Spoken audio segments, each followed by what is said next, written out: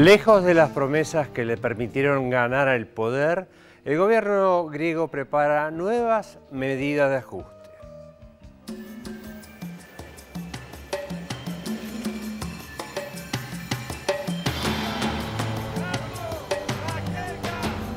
Luego de que el Parlamento aprobara nuevas medidas de ajuste, el gobierno de Alexis Tsipras avanzó en un nuevo tramo de ayuda económica del Eurogrupo, a la par que sindicatos, organizaciones sociales y gran parte de la oposición estaba en la calle para resistir el recorte. La votación en el Parlamento fue accidentada e incluyó una invitación del Premier para que presente la renuncia a su banca su ex vocero, Gabriel Sekelaridis, quien, en solitario, no apoyó el paquete de austeridad. Su escaño fue reemplazado inmediatamente por el ministro de Reformas del Estado, Christóforos Barnidakis. El ex vocero se negó a participar de la votación, afirmando que renunciaba porque ya no podía apoyar el rescate. Se suma a esa dimisión la abstención al voto del diputado de Syriza, Stathis Panagoulis, y el voto en contra del legislador del Partido de Griegos Independientes, Nikos Nikolopoulos. El paquete de ajuste obtuvo así 153 votos a favor, que incluyen a Syriza y al Partido Griegos Independientes de Panos Kamenos, y 137 en contra.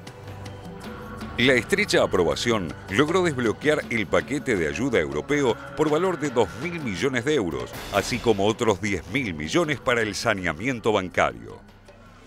Tsipras ha impulsado una suerte de disciplinamiento partidario, una reorganización de Syriza que comenzó tras el golpe de timón que dio a la política de su gobierno tras la firma del rescate con la troika constituida por el Banco Central Europeo, el Eurogrupo y el Fondo Monetario Internacional.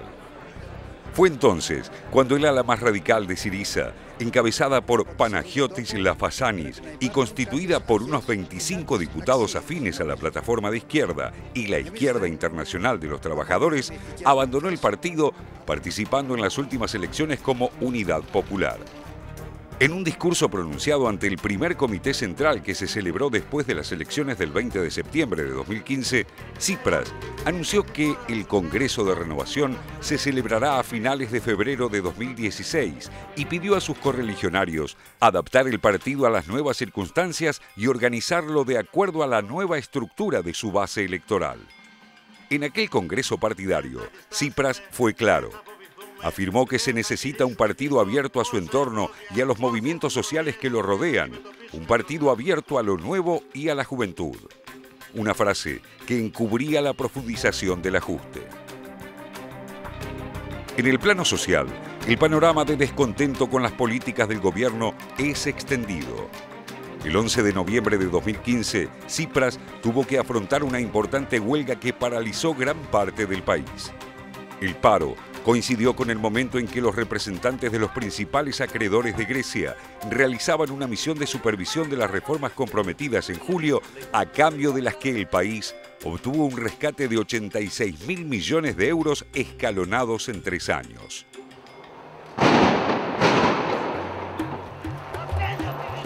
Unos 20.000 manifestantes se congregaron durante esa jornada en Atenas y algunos grupos de jóvenes atacaron comercios y destrozaron paradas de autobuses y señales de tráfico. Los sindicatos que convocaron a la huelga denuncian las alzas de impuestos y un proyecto de reforma del sistema de pensiones. Las concesiones hechas por Tsipras siguen dividiendo a su partido. De hecho, Syriza llamó a adherir a la huelga, denunciando las políticas antisociales de un neoliberalismo extremo, mientras en las redes sociales se ironizaba sobre el doble estándar del partido. El primer ministro alega que los ajustes representan un penoso compromiso y un repliegue táctico para evitar la bancarrota del país y la salida de la zona euro. Los números no ayudan a sostener sus argumentos. En 2010, la deuda griega era de 299.000 millones de euros, lo que equivale al 115% del PBI. Y en 2016, 5 años después de la llamada de rescate, se estima que será de 333.000 millones de euros, es decir, el 192% del Producto Bruto Interno. Malas noticias para el gobierno de Syriza, que hasta hace no poco tiempo atrás encarnaba una esperanza, una posible resistencia a las recetas neoliberales que por ahora siguen aplicándose en Grecia sin solución a la vista para su crisis.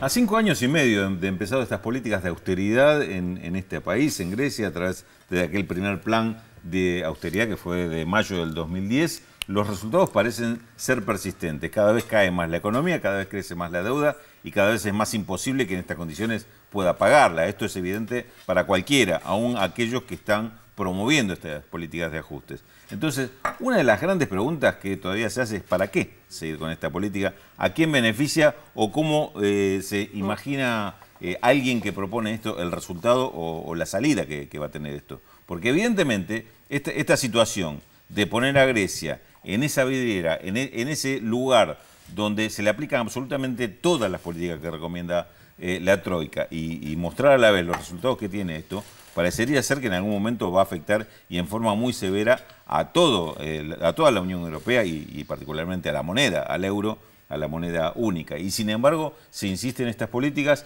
Últimos resultados, el tercer trimestre de este año vuelve a dar caída a la economía griega, 0,9%, y ya estamos hablando de una caída sobre un nivel bastante bajo como fue el del año 2014, que a la vez había caído con respecto a 2013, y así sucesivamente. Con lo cual, el gobierno de Tsipras no solo está puesto en una encrucijada de no poder resolver un camino diferente, sino que además está en un camino que cada vez lo ata más de pies y manos para hacer cualquier tipo de política que se proponga, ¿no? Ahora, vos fíjate que decís que lo atan de pies y manos y sin embargo los medios de comunicación más importantes de Grecia, que son opositores al gobierno de Tsipras, lo están presionando para que vaya a fondo, como diciendo, claro, él sigue jugando a no hacerlo, que es algo que creo que bastantes veces hablamos aquí, la cuestión de ganar tiempo.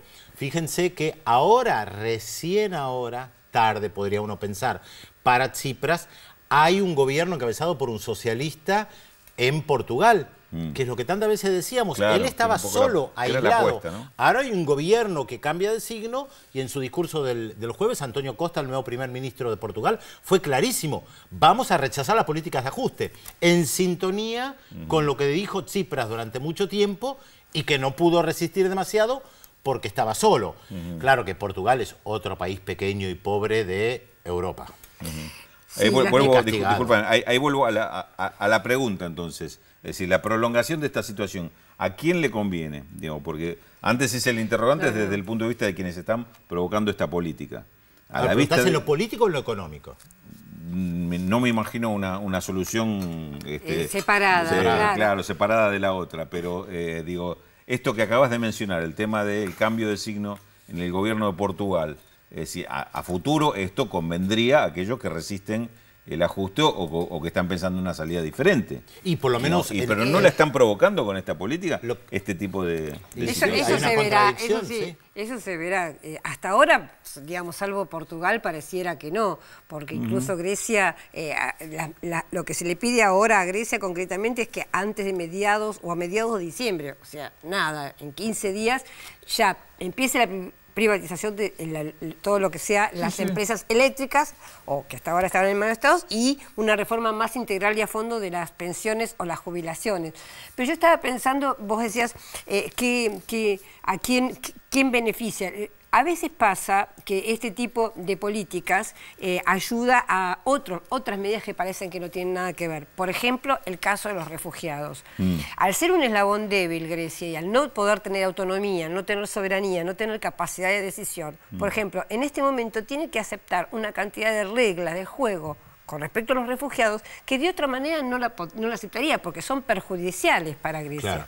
Yo estaba pensando el caso, bueno, me voy un poco de la región, pero yo recuerdo muy bien cuando en el año 1999 Estados Unidos pide a Ecuador una base como la base de Manta, que efectivamente se la dan, en ese momento Ecuador estaba en una situación de crisis muy paralela y muy parecida a la de Argentina, que termina en el 2001, y el gobierno, que tuvo también 4 o 5 gobiernos en pocos meses, con un neoliberalismo brutal, el gobierno de Ecuador no tuvo más remedio que aceptar que el Comando Sur pusiera una base en la región de Manta. Después el presidente Correa la va a cerrar, pero ese es otro motivo aparte. Fue otro capítulo, digamos, de la historia también. Otro capítulo que justamente es el que se opone al neoliberalismo. Pero estos países, digamos, que acepten, porque no tienen más remedio o porque sus gobernantes aceptan los ajustes, aceptan el neoliberalismo, terminan encadenados, terminan perdiendo soberanía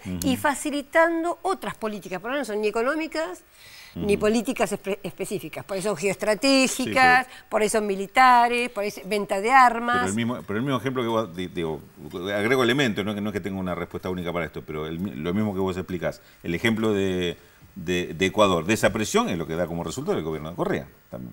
Es cierto. Sí, pero acá están más encadenados, porque tanto Portugal como Grecia tienen el euro, del cual no pueden salir. Obviamente el primer ministro Antonio Costa, por más que tenga el apoyo del Partido Comunista, el bloque de izquierda, no se propone salir del euro. Ecuador está igual, no pudo salir tampoco sale del dólar, es verdad. Bueno, y los dos son parte de la OTAN.